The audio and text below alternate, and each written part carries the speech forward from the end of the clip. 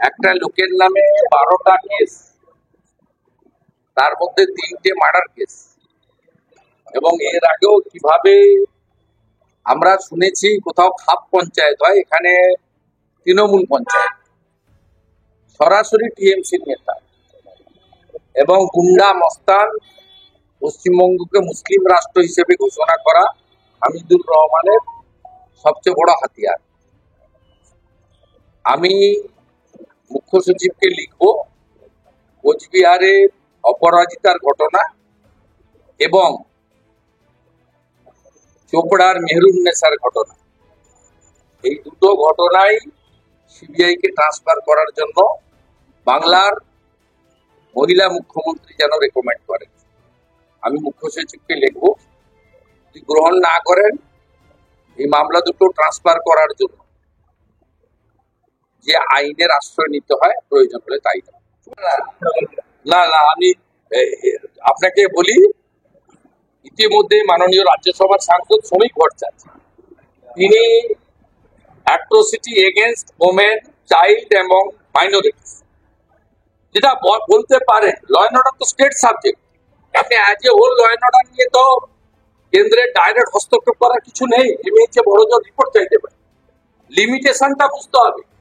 ভারতবর্ষে যে সরকার চলে তারা সংবিধান মেনে চলে। ভারতবর্ষের প্রধানমন্ত্রী কখনো বলে না যে রাষ্ট্রপতি ভবনে যাওয়া যাবে না, এখানকার মুখ্যমন্ত্রী বলেন যে রাজভবনে যাওয়া যাবে না। অতএব কনস্টিটিউশনাল বডিকে দেশের সবাই রেসপেক্ট করে, ইনি দেন না। তো ওখানে লিখে বলে তো কোনো লাভ হবে না, যেখানে বললে লাভ হবে সেটা আমি জানি। একটা রাস্তা, একটা বিধানসভার ফ্লোর আর একটা জুডিশিয়ারি, তিনটে জায়গায় লড়াই করলে লাভ হবে, তিনটে জায়গায় লড়াই হবে। লড়াই হচ্ছে বলে সিপিএম কংগ্রেস অপ্রাসঙ্গিক, BJP formidable, dependable and strong alternate. উনি জল মিশিয়ে 2,71,00,000, আমরা জল না মিশিয়ে 2,33,27,000। এরকম বহু ঘটনাই পশ্চিমবাংলায় ঘটেছে বা ঘটছে, এগুলো কোন কারণে সামনে এসে গেছে। আপনার একই ঘটনা আপনার কলকাতার খুব কাছে ক্যানিং থেকে শুরু করে, ভাঙড় থেকে শুরু করে অনেক এলাকাতেই ঘটেছে, ঘটছে এবং তৃণমূল থাকলে ভবিষ্যতেও ঘটবে। আজকে দেখা গেল যে বিজেপি বিধায়ক তারা বিক্ষোভ দেখাচ্ছিল এবং স্পিকার বলছেন কোনো পারমিশন নেই, তাও বিক্ষোভ দেখাচ্ছে। পারমিশন লাগবে না, পারমিশন লাগবে না। স্পিকার মহোদয় উল্টো দিকে দুজন রাজ্যপালের বিরুদ্ধে ধর্ণা এলাও করতে পারেন। বিধানসভাটা কি রাজভবন নেই? যদি তৃণমূলের ওই 2 বিধায়কের দম থাকে, রাজভবনের গেটে গিয়ে ধর্ণা দিচ্ছেন না। বিক্ষোভটা তো রাজ্যপালের বিরুদ্ধে, তাহলে বিধানসভায় কি? আর বিধানসভাটা কি তৃণমূল কংগ্রেসের অফিস না মাননীয় অধ্যক্ষের ওটা পার্সোনাল প্রপার্টি? বিধানসভাটা হলো পশ্চিমবঙ্গের যারা ল মেকার তাদের জায়গা ও গণতন্ত্রের একটি বৃহৎ পীঠস্থান। স্বাভাবিকভাবে এক যাত্রায় তো পৃথক ফল হতে পারে না। Without slogan, without obstructing any road, যদি পিসফুল ডেমনস্ট্রেশন ওদের দুজন দিতে পারে, আমাদেরও 4-5 জন মহিলা এমএলএ দিতে পারে, এদিকে চলবে। আমরা একটু পরে সিদ্ধান্ত নেব। কন্টিনিউ করার ইচ্ছা আছে এবং পশ্চিমবঙ্গ মহিলা কমিশন যারা ঘুমাচ্ছেন তাদের কাছেও দরবার করার প্ল্যানিং হচ্ছে এবং পার্টি নির্বাচিত জনপ্রতিনিধি সবাই বৃহত্তর ভাবে নামার পরিকল্পনা আমরা নিচ্ছি। এর বাইরেও আমি মুখ্য সচিবকে লিখব, 2টো মামলা সিবিআই কে হ্যান্ড ওভার করে দিব। কারণ পুলিশের এখানে কি রোল সবাই জানে। তাই তার পরবর্তী ধাপে এই তাজামুলের মতো মানে বর্বর চিহ্নিত গুন্ডা হামিদুর রহমানের মানে সেকেন্ড হ্যান্ড যাকে বলা যেতে পারে, এইরকম যারা লুক্কায়িত শাহজাহান এখনো পশ্চিমবঙ্গে আছে, তাদের বিরুদ্ধে আমাদের সর্বাত্মক লড়াই চলবে। রাজ্যপালে চোপড়ার ঘটনা নিয়ে এবং সেখানে বলেছেন যে জঙ্গলেও যদি কোনো ঘটনা দেখা যাচ্ছে মানে মজা করার ক্ষেত্রে এই ধরনের ঘটনা কখনো দেখা যায় সরাসরি কিন্তু পুলিশের বিরুদ্ধে আমল করেছে। এবং কালকে উনি যাচ্ছেন স্পট ভিজিট করে, দিল্লি থেকে সরাসরি চোপড়ায় যাবেন স্পট ভিজিট। নাকি বিবৃতি সরাসরি পুলিশকে স্পট ভিজিট করলে লক্ষ্মীপুরে মহামান্য রাজ্যপাল কিছু পাবেন। লক্ষ্মীপুরটাকে বা চোপড়াটাকে হামিদুর রহমান কার্যত ভারতের মধ্যে আরেকটি রাষ্ট্র বানিয়ে রেখেছে। কালকে মহামান্য রাজ্যপাল মহোদয় ওখানে, আমার বিশ্বাস, আমি তো এলাকা চিনি, তিনি খুব বেশি উইটনেস পাবেন না, কারণ এবারেও লোকসভা নির্বাচনে কি হারে ওখানে ছাপ্পা হয়েছে এবং প্রায় 1 লক্ষের বেশি ভোট লিড ওখানে গোপাল লামা, যে তৃণমূলের প্রার্থী, ও পঞ্চায়েতে দাঁড়িয়ে দাঁড়িয়ে খুন করেছে এই তাজা মুর্গা, নমিনেশন করতে দেয়নি। একদিনে 3 থেকে 4 জন মার্ডার হয়েছে বিরোধী দলের লোকেরা, বিজেপির নয়, অন্য বিরোধী দলের লোকেরা, যাদের নেতারা দিল্লিতে ইন্ডি জোটে আছে তাদের লোকেরা। ওখানে দোস্তি, এখানে কুস্তি। অতএব মহামান্য রাজ্যপালের উদ্যোগ ভালো, কিন্তু এর একটা শেষ দেখে ছাড়তে হবে। আর পশ্চিমবাংলায় প্র্যাকটিক্যালি গণতন্ত্র প্রতিষ্ঠা করার ক্ষেত্রে বিগত 1 দশকেরও বেশি সময় ধরে জুডিশিয়ারি একটা গুরুত্বপূর্ণ রোল নিয়েছে।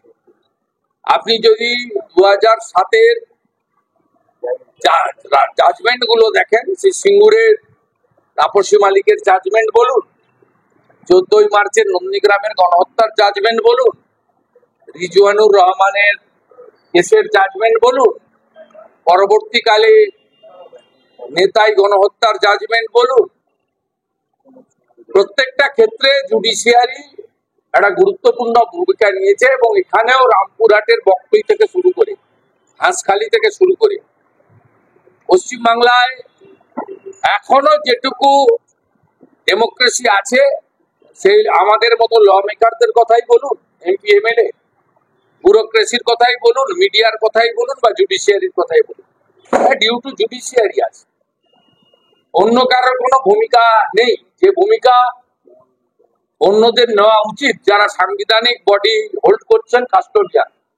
আমি sorry to say, with heavy pen আমি বলতে বাধ্য হচ্ছি যে তাদের অনেক কিছু করার থাকলেও তারা করেন না। আমি মাননীয় গভর্নরকে বলবো, কালকে ফিরে এসে তিনি সরাসরি যেন সেন্ট্রাল গভর্নমেন্টকে লেখেন যে পশ্চিমবঙ্গে 355 করে মমতা ব্যানার্জি ভোটে জিতেছেন 21 সালে, তার নির্বাচন 26-এ আছে, তাকে 26 অব্দি মুখ্যমন্ত্রী থাকতে দেওয়া হোক। তার অর্থনৈতিক প্রশাসনিক ক্ষমতায় হাত দেওয়ার দরকার নেই, তার কাছ থেকে পুলিশটাকে কেড়ে নাও। This is the high time. 355 recommend করে, উপদ্রুত ঘোষণা করে মণিপুরের মতো সমস্ত থানাগুলোকে নিয়ে নেওয়া উচিত এবং এখানে পশ্চিমবঙ্গে ল অ্যান্ড অর্ডারের অ্যাডভাইসার নিয়োগ করে দেওয়া উচিত। যেমন মণিপুরে ex DG CRPF Kuldeep Singh আছেন, এখানেও কোনো কম্পিটেন্ট অফিসার যারা কাশ্মীর থেকে শুরু করে অনেকগুলো অপারেশনে সাকসেস হয়েছেন, তাদের মতো কাউকে এখানে ল অ্যান্ড অর্ডারের অ্যাডভাইসার করে, পার্টিকুলারলি আমাকে নাম চাইলে আমি দিয়ে দেবো, 40 থেকে 50টা পুলিশ স্টেশন এরিয়া এখানে ল অ্যান্ড অর্ডারকে পুরো সিজ করে নেওয়া উচিত। কারণ 355 অ্যাজ এ হোল রাজ্যে লাগানো যায় না, কতগুলো পার্টিকুলার এরিয়াকে মার্ক করে লাগানো যায়, সে মার্ক করে লাগানোর মতো ফিট কেস পশ্চিমবঙ্গে তৈরি হয়ে গেছে।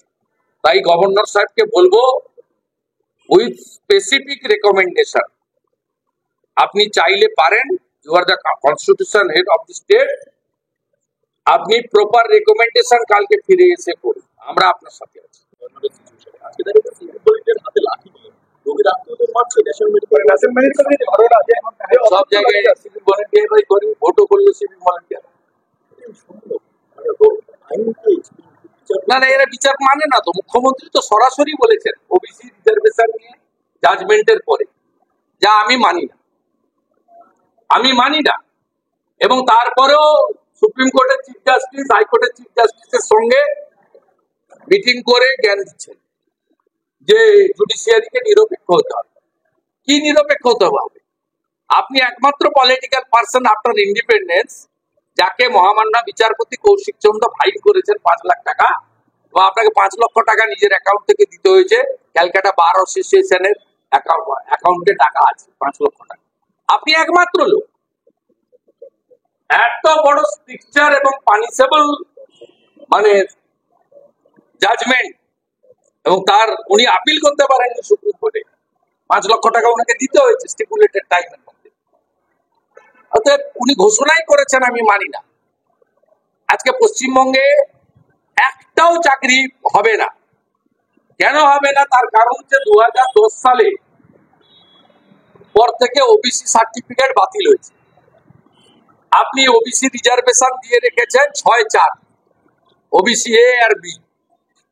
ওবিসি রিজার্ভেশন ছাড়া 100 পয়েন্ট রোস্টার ছাড়া আপনার রিক্রুটমেন্ট হবে না।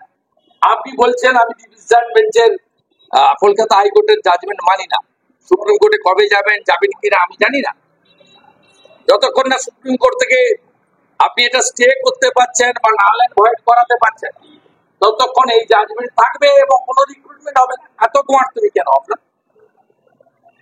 অর্থাৎ যে সরাসরি বলে আমি হাইকোর্টের জাজমেন্ট মানি না, তার কাছে রাজশেখর মান্তার জাজমেন্ট দিয়েছে। কেন্দ্রীয় বাহিনীর আশা নিয়ে বলা হয়েছিল যে কেন্দ্র পুরো বিষয়টা কেন্দ্রীয় 155 তো বলতে পারেনি কোর্ট। কোর্ট বলেছে পোস্টপোল ভায়োলেন্স হয়েছে। রাজ্য সরকার ওখানে কোর্টে করেছে। আমি 1025টা কমপ্লেন হয়েছে ডিজিপির মেলে কোর্টে সাবমিট করেছি। এজি বলছিলেন যে আমরা এর মধ্যে 107টা এফআইআর ট্রিট করেছি।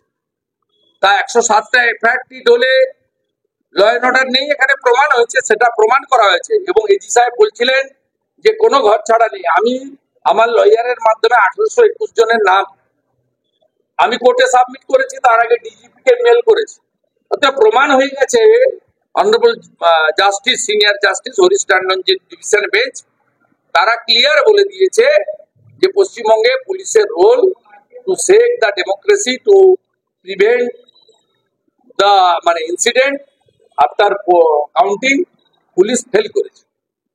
সেন্ট্রাল গভর্নমেন্টকে এবং এমএইচএ কে অ্যাম্পল স্কোপ দিয়েছে যে তারা যতদিন খুশি সেন্ট্রাল ফোর্স রাখতে পারেন এবং ডু দ্য নিডফুল, যেটা দরকার সেটা করতে পারেন। কিন্তু কুচবিহার এবং আপনার চোপড়ার ঘটনা, তার সঙ্গে আরো দুটো আপনারা অমিট করে যাচ্ছেন, এটাও খুব ইম্পর্টেন্ট। রঘুনাথগঞ্জ 2 মুর্শিদাবাদ জেলার রহিম শেখ জল এবং রাস্তার দাবিতে পাবলিক পঞ্চায়েত অফিসে গেছিল এজিটেশন করতে। তিনি দুটো বোম হাতে নিয়ে ছুটতে ছুটতে পাবলিককে ডিসপার্স করছেন পঞ্চায়েত অফিসের সামনে থেকে।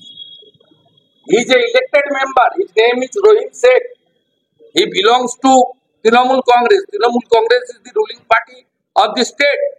সেকেন্ড থিং হচ্ছে বাঁকড়াতে মিন্টু শেখ পঞ্চায়েত মেম্বার, তিনি বাড়ি থেকে বন্দুক তাক করে জনগণের দিকে ফায়ারিং করছেন পাবলিককে ডিসপার্স করার জন্য তার বাড়ির জানলা থেকে, এবং ভিডিও দিয়ে লিডার অফ অপোজিশন। আমি একটা রেসপন্সিবল পোস্ট হোল্ড করছি, আমি করার পরেও স্টিল নাও রহিম শেখকে এবং মিন্টু শেখকে পুলিশ অ্যারেস্ট করেনি, বোমা বা বন্দুক রিকভারি পর্যন্ত হয়। This is the actual ground reality of West Bengal. অতএব স্বাভাবিকভাবে শুধু যাওয়া আর আসা নয়, যার যা ক্ষমতা আছে সেটা প্রয়োগ করা দরকার, এবং মাস এজিটেশনও দরকার।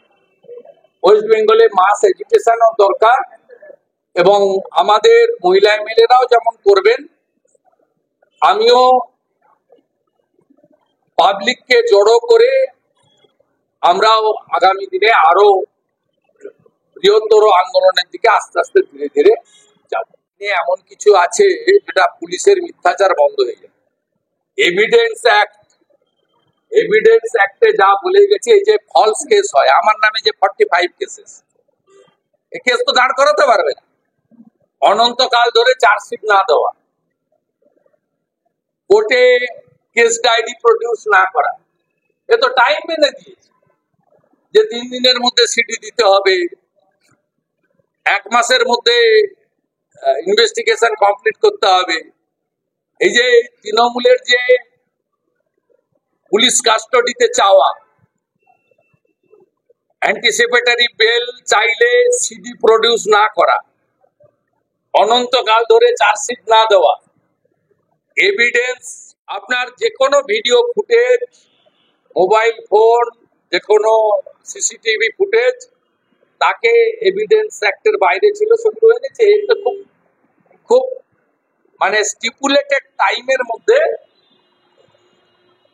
যারা নির্দোষ তারা স্বস্তি পাবে, আর যারা দোষী গিল্টি তারা পানিশমেন্ট পাবে। এই দুটো জিনিস থাকার জন্য পুলিশ মন্ত্রী মমতা ব্যানার্জি যে ব্যবসাটা এখানে চালিয়েছেন 13 বছর ধরে, এনডিপিএস এর কেস, 307 এর কেস, নানা ধরনের কেস, এই ব্যবসাটা গুছিয়ে যাবে এটা মমতা ব্যানার্জি জানেন ভালো করে, তাই তিনি এর বিরোধিতা করছেন।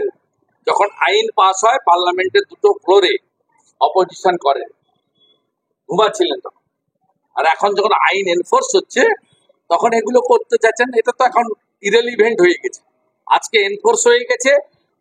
বাকি আজকে অনারেবল হোম মিনিস্টার, যিনি এই ধরনের সিদ্ধান্তের মেন আর্কিটেক্টার, তিনি বলেছেন বাকিগুলো 15 আগস্টের মধ্যে তিনি সবটা রোল আউট করে দেবেন এবং সুপ্রিম কোর্টকে কনফিডেন্সে আমি তার দিল্লি ভারতবর্ষের বাইরেও নয়, আমি এক্সএমপিও বলি, কখন যাব কখন আসবো যেটা দরকার মিডিয়াকে জানাবো। আপনাদের ওগুলো গল্প করার মতো ওগুলো অনেকে করে, এয়ারপোর্টের সামনে মিডিয়া ডেকে রাখে, এয়ারপোর্ট থেকে বেরোন, আমি সব কারবার করি, যেটা দরকার বলি, কোঅপারেট করি, যেটা দরকার নেই আপনার জানার দরকার। আমার তো নিজস্ব কিছু কাজ থাকে, শুধু দেখি